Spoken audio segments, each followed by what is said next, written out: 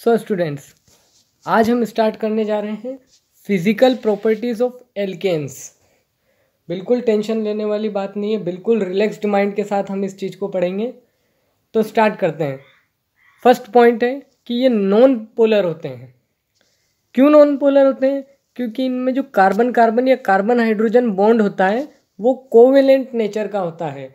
और polar molecule में क्या होता है कि एक एटम हाईली इलेक्ट्रोनेगेटिव होना चाहिए दूसरे एटम से, तब जाके उसमें पोलैरिटी आती है। क्योंकि जब एक एटम हाईली इलेक्ट्रोनेगेटिव होगा तभी तो वो उसके शेयर्ड पेयर ऑफ इलेक्ट्रॉन्स को खींच पाएगा अपनी ओर, और इससे पार्शियल पॉजिटिव और पार्शियल नेगेटिव चार्ज का डेवलपमेंट होगा, और उसी से वो मॉलिक्यूल पोलर बनेगा। पोलर मतलब जिसमें पोल्स हों, अपोजिट चार्ज हों, और यहाँ पे ये नॉन पोलर, ये चीज़ ध्यान रखने वाली है। दूसरा पॉइंट है कि इनमें वीक वांडरवाल फोर्सेस होते हैं। ये इंपॉर्टेंट है क्योंकि इसी की वजह से इसकी फिजिकल स्टेट वेरी करती है, जिसमें C1 से C4 जो होते हैं फर्स्ट 4 मेंबर वो गैसियस स्टेट में होते हैं, और C5 से C17 जो होते हैं वो लिक्विड स्टेट में होते हैं, और C18 और उससे ज़्यादा वाले वो सॉलिड स्टेट में होते हैं रूम टेम्परेचर पे। थर्ड पॉइंट है कि ये कलरलेस होते हैं, ऑर्डरलेस होते हैं और टेस्टलेस होते हैं।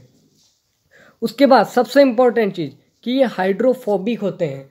अच्छा, हाइड्रोफोबिक टर्म से एक अपोजिट टर्म होती है हाइड्रोफिलिक, जिसका मीनिंग हम समझते हैं कि यहाँ हाइड्रो से मतलब वाटर और फिलिक का मतलब लविंग, मतलब जो वाटर लविंग हो, वाटर में सोल्यूबल हो।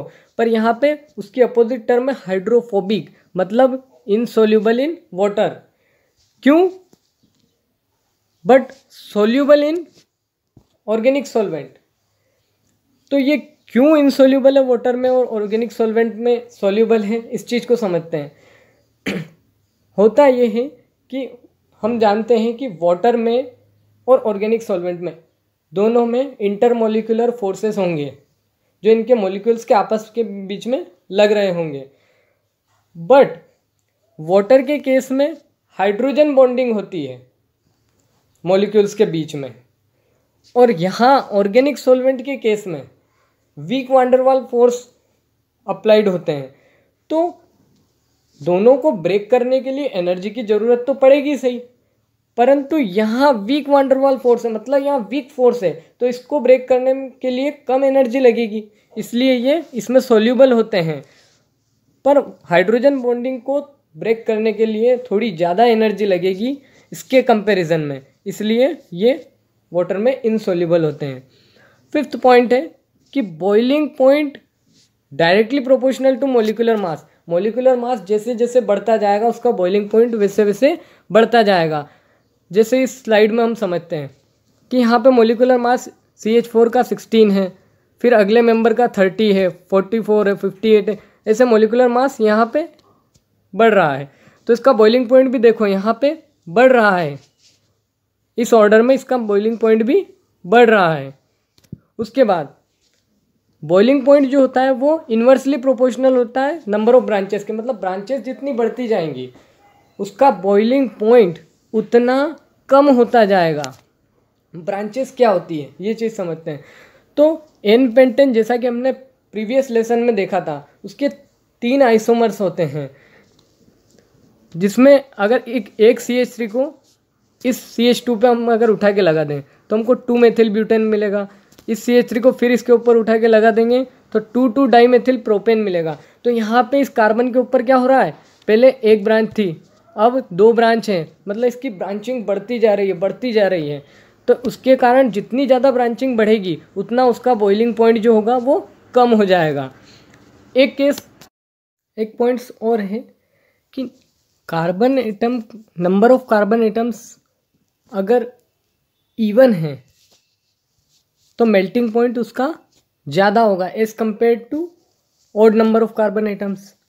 इसको यहाँ से समझते हैं कि यहाँ पे जैसे 2, 4 even number of carbon atom का अगर हम मेल्टिंग पॉइंट देखते हैं तो 101, 134 है, और C3 और C5 का अगर हम देखें तो इससे कम है 85 एंड 114। अब हम पढ़ते हैं केमिकल प्रॉपर्टीज़ ऑफ एल्केन्स। जैसा कि हम जानते हैं कि एल्केन्स को पैराफिन्स बोलते हैं क्योंकि ये इनर्ट होते हैं toward acid, base, oxidising and reducing agent. तो ये किस टाइप की रिएक्शंस देंगे? तो फर्स्ट तो ये कंबस्शन रिएक्शन देते हैं। जब एल्केन को डाई ऑक्सीजन की प्रेजेंस में एयर के साथ हीट करते हैं तब ये कंप्लीटली ऑक्सीडाइज होके कार्बन डाइऑक्साइड और H2O देते हैं और उसके बाद large amount of heat produce होती है, इसी के कारण इसको फ्यूल के रूप में भी हम यूज़ करते हैं। अगर कंबस्शन कंप्लीट हुआ तो ठीक है, अगर इनकम्प्लीट हुआ तब ये कार्बन ब्लैक देगा जो कि इंक या प्रिंटर इंक के प्रोडक्शन में यूज़ होता है। अब यहाँ पे कितने ऑक्सीजन के मॉलिक्यूल्स हम लेंगे, कितने CO2 के मॉलिक्यूल्स बनेंगे, कितने H2O के मॉलिक्यूल्स निकलेंगे, इसके लिए जनरल कंबस्शन इक्वेशन दी गई जिसमें जो इस टाइप से है। यहाँ पे CnH2n+2 ये तो हम जानते हैं कि एल्केन का जनरल फॉर्मूला है, ये तो हमने मान लीजिए। यहाँ से हमने 1 रख के n की वैल्यू 1 रख के CH4 यहाँ से निकाल लिया। अब n की वैल्यू 1 है तो यहाँ पे 3n+1/2 में अगर हम पुट करेंगे तो यहाँ आएगा 4/2 इक्वल टू 2 आ जाएगा। तो यहाँ 2O2 हमने ले लिया। उसके बाद CO2 कितनी निकलेगी, जितने नंबर ऑफ कार्बन एटम्स है, तो यहाँ पे कितने हैं 1 है तो 1 CO2 निकल रही है। उसके बाद नंबर ऑफ कार्बन एटम से एक ज़्यादा मॉलिक्यूल वाटर के निकलेंगे क्योंकि यहाँ n+1 है तो यहाँ पे 2 H2O के मॉलिक्यूल्स निकल जाएंगे। उसके बाद अगली रिएक्शन है हेलोजिनेशन या सब्सटीट्यूशन रिएक्शन। अब यहाँ सब्सटीट्यूशन रिएक्शन है, मतलब कि यहाँ हाइड्रोजन का सब्सटीट्यूशन हो रहा है किसके साथ, हेलोजन के साथ। तो ये रिएक्शन कुछ इस टाइप से होगी जैसे हमने मीथेन का मॉलिक्यूल लिया, उसकी Cl2 के साथ रिएक्शन कराई in the presence of HNO। ये ध्यान रखने वाली बात है, ये लाइट के प्रेजेंस में हम रिएक्शन करा रहे हैं तो हमको क्लोरोमीथेन मिलेगा और फिर HCl मिलेगा। पर ये रिएक्शन यहीं स्टॉप नहीं होती है, क्योंकि यहाँ पे जो ये Cl2 है ये कोई 1 मोल तो है नहीं, क्योंकि ये 6.023 × 10⁻23 मोल्स हो सकते हैं। तो ये वापस से CH3Cl ये जो बना है ये वापस इस Cl2 के साथ रिएक्ट कर सकता है, तो फिर वापस से ये डाइक्लोरोमीथेन देगा। फिर ये डाइक्लोरोमीथेन फिर अगर Cl2 के साथ रिएक्ट कर जाए तो फिर ट्राइक्लोरो देगा। फिर उसके बाद ये फाइनली टेट्राक्लोरोमीथेन पे जाके ये स्टेप रुकेगी, क्योंकि यहाँ पे अब कार्बन के पास एक भी हाइड्रोजन नहीं है जिससे क्लोरीन एटम या हेलोजन एटम का सब्स्टिट्यूशन हो सके। तो रिएक्टिविटी का तो ऑर्डर देखते हैं हम हेलोजन का, तो वो कुछ इस टाइप का हमको मिलता है, क्योंकि F2 जो है वो डार्क में रिएक्ट हो जाता है, बट Cl2 और Br2 जो यहाँ पे हैं ये इनमें एनर्जी की ज़रूरत होती है, इसलिए हम HNO या लाइट का यूज़ करते हैं। बट I2 जो होता है रूम टेम्परेचर पे रिएक्ट नहीं होता है, इसके लिए हमको हीट या टेम्परेचर अलग से हमको इसको प्रोवाइड करना पड़ता है जब जाके रिएक्शन होती है। अब मैकेनिज्म की जहाँ तक हम बात करें तो ये फ्री रेडिकल चेन मैकेनिज्म के थ्रू प्रोसीड होती है। तो क्या भला है ये फ्री रेडिकल? कुछ भी नहीं है, बिल्कुल सिंपल सी बात है। नाम देखो, फ्री रेडिकल मतलब इसमें फ्री रेडिकल्स का फॉर्मेशन होगा, उसके बाद चेन रिएक्शन होगी। ये मतलब यहाँ पे जो रिएक्शन प्रोसीड होगी वो 3 स्टेप्स में प्रोसीड होगी। पहली होगी इनिशिएशन, फिर दूसरी होगी प्रोपेगेशन और तीसरी टर्मिनेशन। तो सबसे पहली रिएक्शन इनिशिएशन में क्या होगा, ये जो Cl2 है इसको हम ClCl लिख सकते हैं, बिल्कुल लिख सकते हैं। तो यहाँ पे क्या होगा, होमोलिटिक क्लीवेज होगा किसकी प्रेजेंस में, HNO की। ये बात ध्यान रखना, HNO लिखना भूलना नहीं है, क्योंकि इसी की वजह से ये रिएक्शन प्रोसीड होगी। अब ये Cl में होमोलिटिक क्लीवेज, तो यहाँ शेयर्ड पेयर ऑफ, क्योंकि इलेक्ट्रोनेगेटिविटी का डिफरेंस दोनों का सेम है, दोनों Cl है, तो यहाँ पे होगा क्या कि शेयर्ड पेयर ऑफ इलेक्ट्रॉन्स हैं, जिसने एक एक दे के बॉन्ड बनाया था तो वो वापस अपने एक एक इलेक्ट्रॉन्स ले लेंगे। तो यहाँ पे क्या फॉर्मेशन हुआ, क्लोरीन रेडिकल का फॉर्मेशन हो गया। उसके बाद प्रोपेगेशन स्टेप में होता क्या है कि ये जो क्लोरीन रेडिकल है ये मीथेन के साथ रिएक्ट करता है और फिर उसके बाद मेथिल रेडिकल बनाता है और HCl का फॉर्मेशन होता है।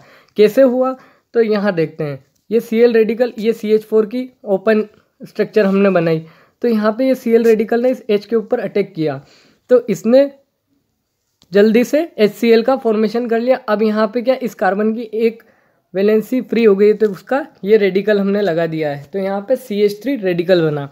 अब ये CH3 रेडिकल Cl2 के साथ कंबाइन हो सकता है। अब यहाँ पे भी क्या होगा, अब ये Cl2 के साथ जब कंबाइन होगा तब क्या होगा, ये CH3Cl का फॉर्मेशन करेगा और फिर वापस एक रेडिकल देगा। क्यों? क्योंकि यहाँ पे फिर होमोलिटिक क्लीवेज हो रहा है। जो एक रेडिकल Cl का बनेगा वो इस CH3 के रेडिकल के साथ रिएक्ट होके CH3Cl बना देगा और एक Cl रेडिकल यहाँ पे फ्री हमको ऑब्टेन हो जाएगा। अब ये CH3Cl जो बन रहा है ये वापस इस Cl के साथ भी रिएक्ट कर सकता है, तो ये वापस से CH2Cl रेडिकल बनाएगा। अब ये CH2Cl रेडिकल है, फिर वापस क्योंकि यहाँ पे 6.023 × 10⁻23 मोल है Cl2 के, तो ये वापस से CH2Cl रेडिकल इस Cl2 से वापस रिएक्ट हो सकता है और फिर वापस CH2Cl2 और Cl रेडिकल बन सकता है। ऐसे करते करते ये CCl4 तक जा सकता है, उसके बाद ये स्टेप रुकेगी। अच्छा, ये प्रोपेगेशन क्यों है, इसका आंसर सुनिए। क्योंकि यहाँ पे जो ये CH3 बन रहा है ये वापस अगली स्टेप में कंज्यूम हो रहा है, यहाँ पे Cl बन रहा है ये अगली स्टेप में कंज्यूम हो रहा है, ये CH2Cl बन रहा है ये अगली स्टेप में, मतलब फॉर्मेशन भी हो रहा है और उसकी जस्ट नेक्स्ट स्टेप में उसका कंजम्पशन हो रहा है। तो यहाँ पे प्रोपेगेशन हो रहा है चीज़ों का। अब उसके बाद अगली स्टेप है टर्मिनेशन। तो ये स्टेप रुकेगी कैसे, तो जब ये दोनों जो Cl हैं, ये दोनों जो Cl हैं या ये दोनों जो Cl हैं ये Cl2 का फॉर्मेशन कर ले, या जो ये CH3 बन रहे हैं ये दोनों आपस में CH3 रेडिकल ये दोनों आपस में रिएक्ट होके C2H6 का फॉर्मेशन कर दे, या ये CH3 और ये Cl दोनों रिएक्ट होके CH3Cl का फॉर्मेशन कर दें, तब ये प्रोसेस रुकेगी। क्योंकि जब तक फ्री रेडिकल